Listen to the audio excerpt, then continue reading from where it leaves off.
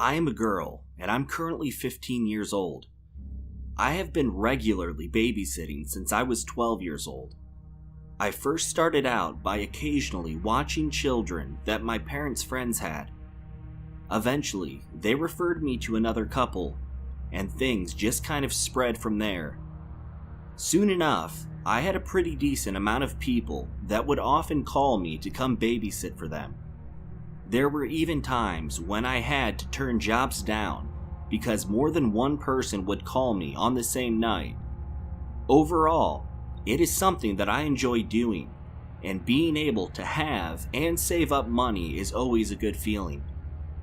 The first few times that I babysat, I was pretty nervous. I was afraid I was going to mess something up, or something would happen to the child and I wouldn't know what to do. It was also a bit scary being alone at a house, aside from the child. I was the one in charge, and it was an odd feeling. Eventually, I began getting used to it and became more and more comfortable. By the time I was 13, I had been babysitting for quite a while and basically felt like a pro at it. I had established a regular group of different parents that I would sit for, so I had also gotten to know the different children and their personalities, which made me a lot more comfortable and confident as well. Instead of nervously and awkwardly showing up at someone's house, I would feel at home when I would get there. I was nearing my 14th birthday when this story took place. I was called during the week and asked if I could come babysit for someone the upcoming Saturday night. Since I didn't already have plans, I gladly accepted. I had babysat for this couple quite a few times in the past at this point. They have a 4-year-old daughter named Emma. She can get wound up pretty easily and act quite rambunctious, but she's a very sweet little girl. I headed over to the couple's house around 6 p.m. and they left shortly after. My instructions for the evening were simple enough. I would finish up dinner when I got there and feed Emma, hang out with her afterwards, and make sure she was in bed by 9. At that point, I'd just kill time until 10:30 when the couple would be getting home. It sounded like it was going to be an uneventful evening, but if that's how it turned out, I wouldn't be writing this. Emma finished eating. We just hung out in the living room playing and watching TV. When it got close to 9 p.m., we went upstairs to brush her teeth. She gave me a little trouble when it was time for her to actually lie down in bed, but nothing that took too long to get past. I headed back downstairs to the living room and began to look for something I could watch on TV until 10:30. After finding something, I turned the light off and got comfortable on the couch. After 10 minutes of lying on the couch, I noticed some type of flash. It just seemed like the room had gotten brighter for a split second. I assumed it was the TV and didn't give it much other thought. Maybe a minute later, it happened again. This time it really got my attention. There was a very dark scene on the TV, so there was no way it could have been the TV causing any type of flash. I wasn't exactly scared at this point, more just concerned. I didn't know if something in the house was causing it to happen or what. I sat up on the couch and started looking around to see if I could find a source, but nothing stood out. Eventually, I went back to watching TV, but continued sitting up rather than lying down. That's when I noticed the flash for a third time. It came from my right. I looked over to the source of the flash, which was a window. I couldn't see anything out of the window, but knew someone must have been out there. The window faced the backyard, and it wouldn't be possible for the flash to be caused by a passing car or anything. At this point, I became very worried. I came to the conclusion that someone must have been taking photos, either because they wanted pictures of me, or they were trying to light up the inside of the room to look in. I also considered the possibility that someone was playing a joke on me, but no one aside from my parents even knew I was here, so I didn't consider this for long. I was obviously uncomfortable and decided I would keep the lights off, but wanted to go around and shut all of the blinds for each window. I kept standing off to the side of each window, hoping it would be more difficult for anyone outside to see me, but also tried to see if I could spot anyone myself. I also went into the kitchen, which was right next to the living room, to shut the windows in there. The cord for the blinds in the window behind the sink was hard for me to reach. I got up on my tippy toes and reached up for the cord. Once I had it, my eyes shifted back downwards, and as soon as they did, I found myself looking out the window directly into the eyes of a man. I screamed and stumbled backwards away from the window. He continued looking at me with a weird grin on his face. He was middle-aged, if I had to guess, maybe 45 years old. I knew the doors were already locked, so I ran upstairs as quickly as I could and went to hide in Emma's room. I would have hid elsewhere, but knew I needed to do my best to protect her in the event the man broke into the house. I immediately called my dad, who was supposed to pick me up at 10:30. I explained to him what was going on. He told me to get off the phone with him and call the police, and that he would be right over. I called the police and also described to them what was happening. My dad arrived before the police did, but the 911 operator told me to stay in the bedroom and not go downstairs or open the door until they were able to confirm that the police were there as well. When the police arrived, I finally went outside. The police took a look around just as my dad did, but they didn't find anything. They made a report, but didn't think there was probably too much they could do unless this happened again and the man was caught in the act. Emma's parents returned home while the police were still there. Unfortunately, I didn't have a chance to call them since I was busy helping the police make the report, so they were very freaked out that something awful happened when they first pulled up and saw the police car. Luckily, nothing worse happened that night, and nothing really ever came of this. I still babysit for that couple and watch Emma, and they still live in the same home, but I've never had a bad experience like that since that particular night. This story took place back when I was 16 years old and used to babysit. There was a family I worked for quite a few times. There was nothing weird that stood out when I first started for them. I sat with their 2 young kids once a week when both of the parents' work schedules overlapped and neither of them would be at home. Every Saturday I would show up around 11 a.m. and stay until about 5:30 p.m. It was summer when I first started. After the second or third Saturday, the father of the kids, who appeared to be around 45 years old, suggested that I took the kids swimming the following week. They had a pretty nice swimming pool in their backyard and said the kids would really enjoy it. Without giving him an answer, he asked both of his kids if they wanted me to swim with them the following week, basically volunteering me for it. The kids, of course, said yes. Although it seemed a bit rude, it didn't really bother me much, as the idea of swimming in their pool seemed nice anyway.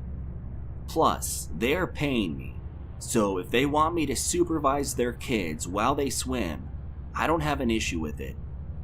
Fast forward to the following Saturday, and I was headed back over to the house, and just decided to wear my bikini underneath my regular clothes. I am a very thin girl, but I developed early, and by the time I was 16, my bra size basically bordered on a C and a D. This will become relevant in just a bit. After getting to the home, I was talking to the kids as we were getting ready to go outside. Their mom was already at work, and their dad appeared to be getting ready for work. We went outside and the three of us got into the swimming pool and just swam and played around. Their dad ended up coming outside.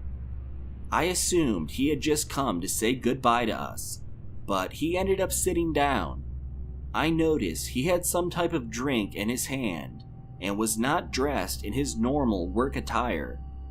I asked him if he was still going to work, and he replied by telling me he decided to take the day off and spend it in the nice weather with his kids. I was a tad disappointed because when he told me this, I started feeling like I went to the effort to get ready and come all the way over here for no reason. I asked him if he wanted me to leave, and he actually said I could stay. He said he had some work to do inside anyway, and it would still be very helpful having me here for the day. I was happy with that answer and went back to playing with the kids. Well, about a half hour passed. I was still playing with the kids in the pool, and the dad was still just sitting outside. During this period of time, I would glance over at the dad. Each time, he would just be sitting in the chair watching us. Every time I looked, he had some type of smirk on his face. At first, I honestly thought this was just due to the fact that he was enjoying watching his kids play. But eventually, I started to feel a bit weird about it. I didn't feel super uncomfortable because he wasn't doing anything that absolutely implied he was out there just to look at me or anything. But soon enough, I felt differently and ended up being very uncomfortable. I was in the shallow area of the pool at this point, playing with his young daughter. The water here was just above my waist, and came up to around the shoulders of the girl I was playing with. We ended up doing this thing where we would jump together. The girl had her hands in the air and I was holding on to them. Each time we jumped, I was pulling her pretty far out of the water and then dropping her back in. I remember looking at the girl and seeing her huge smile. The two of us were both genuinely having fun, but this was quickly ended. While in the middle of jumping and playing, I hear the dad of the girl say, "Wow." I stop what I'm doing and look over at him. He's now sat forward in the chair, leaning out a bit towards us. I thought he was going to tell me we were playing too rough, but no. I wish that's what he had said. Instead, while looking back and forth from my eyes to my chest, he said, "I hope that top of yours is tied on tight, because those things look like they're ready to come busting out of there." For a split second, I was almost confused at what he was saying, as if I just couldn't accept the fact that he was making a sexualized comment to the babysitter he hired that was only 1/3 of his age. Common sense quickly took over, and I knew exactly what he meant. The best I could do was let out a slight laugh that probably didn't seem very authentic. I turned my back to the man and continued playing with the girl, but with much less enthusiasm. I started to become extremely weirded out and almost scared in a sense. I thought about it more and calmed myself down a bit. So what, I thought. He made a dumb joke. He probably meant no harm by it. Guys say stupid stuff all the time. It probably wasn't even for a pervy reason. He was probably just actually trying to be funny. I tried my best to convince myself of all of this, although I still felt a bit uncomfortable. I told the kids we had been in the pool for quite some time, and asked them if they were ready to get out and go get a snack. Lucky for me, they both agreed to this. I got out of the pool and got over to my towel as quickly as possible. Once inside, the dad told me I could use their master bedroom right down the hall, as it had a lot of space and its own bathroom inside of it. This seemed like a very nice gesture, and I thanked him. I went into the bedroom and locked the door. I got changed and came back out. The man was on the other side of the house helping the kids, which gave me relief. I was worried he was going to be creeping around the bedroom while I was getting changed, but that wasn't the case. For some reason, this alone made me feel better about the entire situation, and I finally came to the full conclusion the guy said something weird, but wasn't an actual creep. The rest of the day went pretty smooth, and the dad spent it in his office getting work done like he had said. Before I was about to leave for the day, the dad approached me and thanked me for my help. He told me that the kids had such a nice time with me today.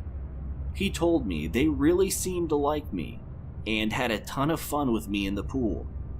He suggested if the weather was nice enough the following Saturday that the kids and I do it again.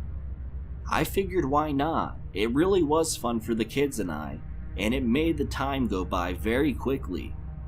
Fast forward to next week and I'm heading over there again. I was in a rush, so I just decided I would change into my bikini when I got there if the kids still wanted to swim. The dad was still there when I arrived, and both of the kids seemed excited to go swimming again. The dad overheard us talking about it and suggested I go ahead and use the master bedroom to change again. I accepted this offer and went to change. Afterwards, the kids and I headed into the pool. We began playing, and just like last time, their dad came outside and sat in his chair. I decided to just pretend he wasn't there and focus on the kids. I wasn't even sure if he was being a creep, but even if he was, so what? He wasn't doing anything crazy or excessive. At the most, he was just looking at me, so I guess there's not too much harm in that. He also did make that one inappropriate joke, but it's possible he just doesn't have a lot of social awareness. I played with the kids a bit longer.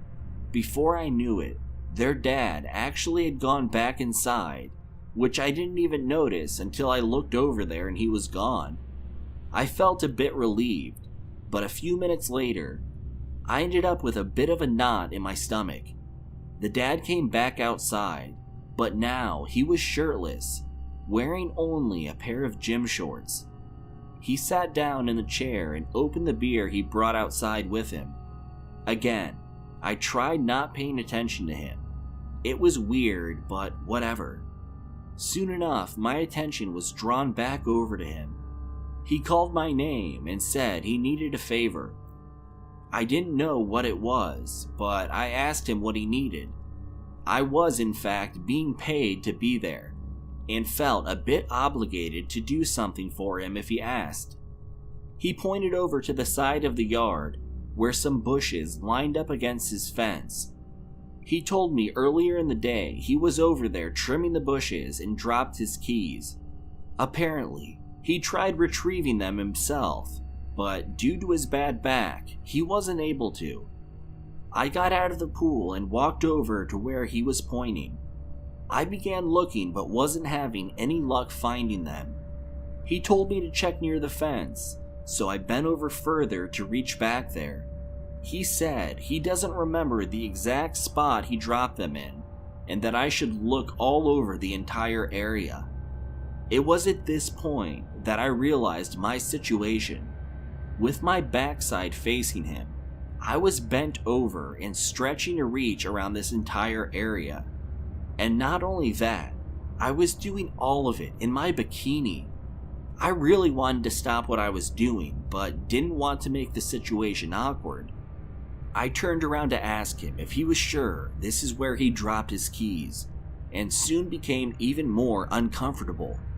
The man had his cell phone in his hand and appeared to be recording me. As soon as I saw this, he quickly dropped his hand and the phone downwards, no longer pointing it at me.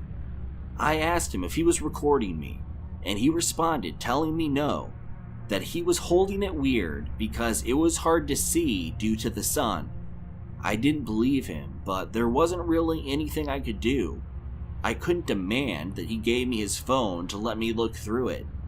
I told him I didn't think his keys were over there, and walked back towards the pool to grab my towel. Luckily, the kids were ready to go inside at this point. Once inside, I wanted to get changed as quickly as possible and headed into the bedroom to do so. Once I was almost finished getting dressed, I heard a loud banging noise and heard one of the kids crying. I quickly put on the rest of my clothes and went to check on them. I followed the crying down the hall to another bedroom, where one of the kids were trying to get themselves changed. Apparently, while getting their bathing suit off, they lost balance and fell. By this point, their dad was already tending to them, so I headed back to the kitchen to grab my towel and attempt to dry my hair some more. While walking past a room the dad used as an office, something caught my eye. I only glanced at his computer monitor for a moment, but it was long enough for me to spot something that looked very familiar. It was the pattern of my colorful bikini on the screen. My first thought was that he already transferred the video he took on his cell phone to his computer so he could get a better look at it. But the truth was somehow even more disturbing than that. Once I was closer to the monitor, I nearly became sick. It was an image of me, but I was only wearing my bathing suit bottom and was topless and otherwise naked. I moved the mouse cursor and a play button was revealed. It turned out to be a video of me getting changed in the couple's bedroom. I didn't know what to do. The next thing I knew, I heard the man talking. His voice was growing closer, and I could tell he was coming down the hallway in my direction. I panicked for some reason, I guess. I just felt like if he knew that I knew he had been recording me, it might put me in some type of danger. I quickly slid out of the room and walked fast but quietly to the kitchen. When the man appeared, I told him that I was feeling sick and needed to go home. Acting sympathetic, he walked over to me and started gently rubbing my back. I felt like I was going to throw up, but instead acted like I appreciated it. I quickly left after this. When I got home, I told my parents what I had found, and they ended up calling the police. Unfortunately, although the police came out and took a report, they didn't end up looking in that man's house or through his computer. Instead, they went over to his house and just spoke to him about it outside. The police ended up telling me that they talked to him about it, but that there wasn't really any probable cause to search the home. So not only did they do nothing about what the man was doing, they actually notified him that I was one of the people that reported him. The next day, my mom received a phone call from the man's wife. She was yelling at my mom, telling her that I was a liar. She even began calling me derogatory names and went as far to claim that I was making advances towards her husband, and when he turned me down, I got angry and falsely reported him. The entire thing was just mind-blowing. We never heard from that couple again after that, and needless to say, I never watched their kids again.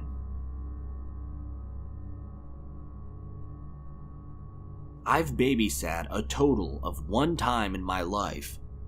It wasn't something I ever really set out to do or tried to make money from. I just never had an interest in it.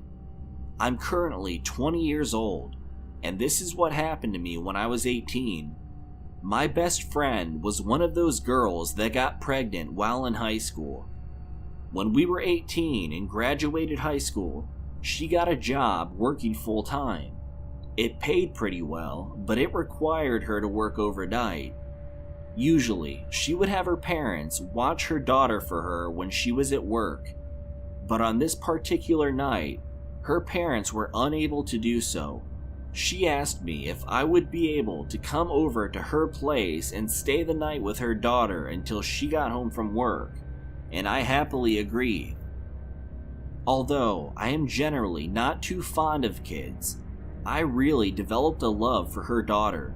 She was 18 months old at the time and absolutely beautiful. The father of her daughter was rarely around, and wasn't an option to help and watch her. He seemed to have no interest in his daughter, and when he was around, he was incredibly toxic. He used drugs often, and would become belligerent and violent. There were times when he would actually physically assault my friend, but he always managed to get out of trouble. My friend would just say she didn't want the father of her daughter to end up in trouble. She hoped that one day he would change as a person, and they might even be able to work things out between the two of them. But I did my best to get those ideas out of her head, but I knew she still had that hope. I went over to her house and she left for work. At this point, her daughter was already in bed, so all I was needed for was to be there in case she woke up. My boyfriend at the time stopped over for a bit. We hung out, watched a movie, and ate, and then he left, as he had to wake up early for work. I decided I would go to bed at that point, and brought the baby monitor closer to the couch so I would wake up if I heard anything. When I was getting ready to lie down, I heard a noise coming from somewhere. It was hard to determine what the sound was or exactly where it originated from. I sat still for a few moments but didn't hear anything else, and just assumed it was the wind or the house settling. I lied down and got comfortable. I was exhausted at this point, and it didn't take me long to fall asleep. I remember being woken up, and I could immediately tell that I hadn't been asleep long. I wasn't able to determine what woke me up at first. I checked my phone, and I had in fact been sleeping for only about 20 minutes. I ended up assuming that I was just woken up from my subconscious, knowing I wasn't in a place I normally slept in, and tried going back to sleep. That's when I heard a noise. It sounded like someone was moving things around, but I couldn't tell exactly what it was. I sat up so I could hear better, and I realized the sound was coming from the baby monitor. At that point, I absolutely panicked. I was fearful for my safety, but way more concerned about my friend's baby. I didn't formulate a plan, just ran upstairs as fast as I could. I knew there was nothing in the baby's crib that would be capable of making that kind of noise. Once I got upstairs, I rushed into the baby's room. She was still in her crib, sleeping. I quickly looked around the room and didn't see anyone. I thought that I was maybe hearing things because I was just paranoid having to watch a baby for the first time. I had also heard that it's possible for there to be interference in baby monitor signals, and considered the idea that the noise could have been a result of that. I finally calmed myself down a bit, but was still on high alert, and started heading back downstairs. As soon as I stepped out of the baby's room, my heart dropped. There was a man standing in the hallway facing me. I went into flight or fight mode and began to dart back into the bedroom. At that point, the man said my name, like he was confused to see me. I recognized the voice immediately. It was my friend's ex, the father of the daughter. I was still afraid, but asked him what he was doing there. He said he came to see my friend and his daughter, and asked me why I was there. I told him I was babysitting his daughter, and that he couldn't just come into the home without permission. I said that he needed to leave, or else I was calling the police. He apologized several times as he headed down the stairs and out the door. I quickly ran down and locked it, and went back upstairs to the bedroom. I locked the baby and I in her room and called my friend. When she answered, I told her what had just happened. She told me she would leave work and come home. I asked her if she wanted me to call the police, but she said no, and that she would take care of it herself. She got home a short time later, and I finally came downstairs. I told her that we needed to call the police and report this, but she told me not to. She said as long as he was not acting violent, he probably only wanted to see his daughter. I told her she was being delusional and just believing what she wanted to be true. I reminded her that her ex makes no effort to see his daughter, and him breaking in her house in the middle of the night obviously showed different. We ended up arguing about this, and she finally told me that I should just go home, which I did. We didn't talk for the next 2 days until she finally called me. She ended up apologizing and told me that I was right. She was eventually able to find out the real reason her ex showed up that night. Apparently, he had been stalking her to an extent which he's done in the past. The night that I was there, he thought it was her at home. She parks her car in the garage, and since there were lights on in the house, he thought she wasn't working that night. I guess what really set him off was the fact that he saw a guy, my boyfriend, enter the house. At that point, her ex left and returned with tools to break into the house. By then, my boyfriend had left and I was trying to go to sleep. Her ex was able to gain entry to the house by entering a second-floor window into one of the bedrooms. Luckily, my friend's daughter stayed asleep through all this and didn't have to end up confused or scared at any point. Finally accepting the fact that her ex could have broken in that night with some seriously scary intentions, my friend ended up getting a protection order against him. I testified for her about the night her ex broke into her house, and the magistrate happily granted the order to her. Her ex never showed up to defend himself or debate the protection order. My friend never heard from him again. The last I heard, he ended up going to rehab about a year after this incident and is doing a lot better. He has a new girlfriend that he got pregnant right after rehab, and they have a baby together now. Apparently, he's still with the girl and is actually in the life of that child of his.